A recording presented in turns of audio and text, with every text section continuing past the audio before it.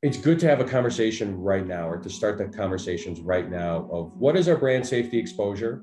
What are we doing in order to protect our IP in Web3? There are loads of things to be ironed out. And don't get me wrong, these issues are just as much in Web2, chat rooms and talking to people and emails and Messenger and all that sort of stuff. But those challenges might be even more pronounced moving into the Web3 space, where there are so many unknowns and not many regulations at the moment. How do you protect those values along with your reputation and integrity in this new world? Over $100 million worth of NFTs were stolen through cyber scams in a span of just last year. How do Web3 scams occur? Who guards the safety of decentralized worlds? And what other threats does the Metaverse pose? In this episode, we explore what brands should watch out for when entering the space. Buckle up, creatives and tech enthusiasts. These tips might save you a lot of headache.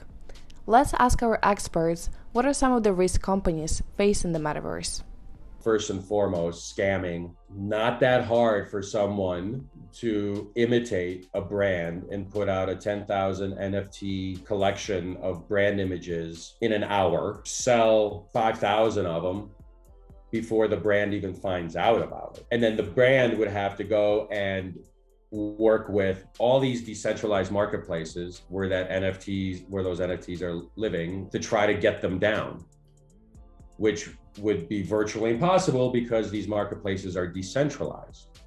So a brand would actually need to probably buy all of them to try to get them off the market. If you talk about a brand that's going to buy land in an NFT land in Decentralized or Sandbox, for example, that's, you don't know who your neighbour's going to be. Someone that could buy a plot of land next door is maybe going to be a rival company or a different company, or maybe you're a child-facing brand and the business that's next door is, an adult-facing brand, so it doesn't quite work. Because the Metaverse is very nascent, a lot of the rules are still being written. In Web 2, right? It took us a long time to create safeguards for brands, to have SSL certificates, multi-factor authentication, and things like that really protect reputation and integrity of a brand. With the Metaverse, those rules are still being written. Right now, it's tumultuous, right? It's being developed. The ability for people to hijack IP is palpable. It's there. You can get hacked fairly easily if you come out with an NFT series and you haven't done the due diligence of how your smart contract is structured. A hacker could get in there, find a loophole, do some creative hacking, and your entire NFT project is now compromised. Can you talk more about smart contracts? If I purchase an item, we could use blockchain technology to ensure that I'm the owner, and I, through the smart contract, if it's an NFT, we could set limits on how many times this could be shared, who I could share it with. We could protect copyright using smart contracts with NFTs. Smart contracts is code. Eventually, you're going to get to a point where anyone, just like I can build a website, in Web 1.0, you needed a developer to build your website. Now I can go to Squarespace and click and drag and create my website. You're going to be able to do the same thing with your smart contract. So you can have, hey, I want to confer rights for 5% for 12 months for just like a menu. That's going to come within the 6 months, right? Lots of companies are developing that technology right now where you can customize your smart contract. So the technology is there. It's just a matter of us utilizing the technology in such a way that we protect IP, we protect copyright, we establish digital rights management. And what are the legal and regulatory considerations brands need to keep in mind? Particularly the bigger you are as a brand, it is very, very hard to play in Web3 right now without clear-cut regulatory guidelines that everyone is looking for. If I was basically starting from scratch, I would do all the IP protection stuff. We got to protect our IP in Web3 and the Metaverse. Do we want to create an NFT project for our key loyalists? Do we want to create some sort of gaming mechanic? These are the questions that I would start asking ourselves, because those aren't legally or regulatory risky. Right? Those are pretty simple. Brands have to be very thorough when you're creating an NFT, because what happens if someone gets an NFT and they die, for instance? Is it transferable to their estate? Are there additional gas fees that have to be paid? Or does the NFT become void because the person that it was issued to is the only person that could own that NFT. That's something that we're seeing right now. Like there are legal consequences to creating, or considerations, I should say. If you started to say, hey, what if we had our own coin? You're like, we're Petco and we were going to create the Petco coin. Then it becomes a little bit trickier because, again, without any key guidance around whether a coin or a token is a security or not, then you might not want to go there. If there were more clear-cut laws, then all these crypto companies wouldn't have to offshore in the Caymans and in Malta and have all these like weird loopholes. And there would have to be some sort of regulatory punitive body, whether it's the FBI, the SEC, or something like that, that goes after the scams and the pyramid schemes, et cetera. Until that happens, it's fraught with risk. You mentioned the wallet.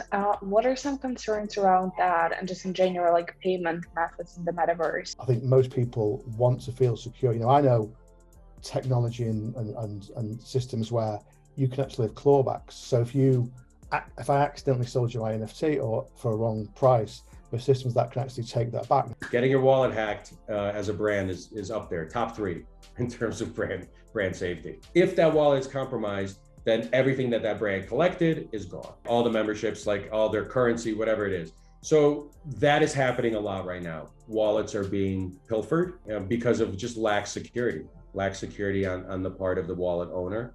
And just the sophistication of the way that these scammers are are scamming wallets is going through the roof. And so right now it's Wild West. There's not a lot you can do about it. And how does data ownership work in the decentralized environment? If you think about a wallet, MetaMask or similar, then I've got that wallet. People can look at it online and see the number, but they don't know anything about me. They can see all my transactions, and that's supposed to be the beauty of the blockchain, that we can see everything that we kind of buy and sell. But no one else can get into that unless they got my my password and stuff. So I control all of that, and that's what I think a lot of people like about it. Whereas, if you do Web3 well as a brand, it's one of the best ways to glean first-party data that I could think of, right? If a 10,000 person NFT drop, if you're giving NFTs to your 10,000 most loyal customers, right? You're able to basically follow them along on blockchain. You're able to create a much fuller picture of your core audience based upon their activities in the metaverse or in Web3, or based upon the communities that they join and the NFTs that they collect. POAPs, which stands for Proof of Attendance Protocol, like what concerts they went to, what shows they went to, what they saw online, etc. You're able to see that for yourself. The ability to track your customers on blockchain and doing it well is amazing at the moment. There are a lot of dances that were created by like African-American influencers. And then those dances were recreated in Fortnite.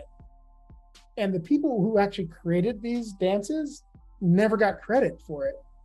Yeah, they never got credit, right? So it goes to your question around data ownership, like who owns my data? Who owns the stuff I create?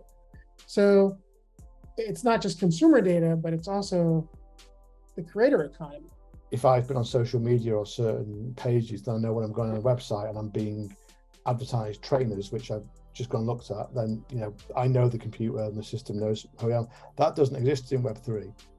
But then, if I'm playing some of these huge games like Roblox and Fortnite, they know all your data, what experiences you've been in, what you've been up to, what you've bought and sold, etc., etc. With the metaverse, it opens the door, this whole new set of rules to be written in terms of how consumers interact with brands.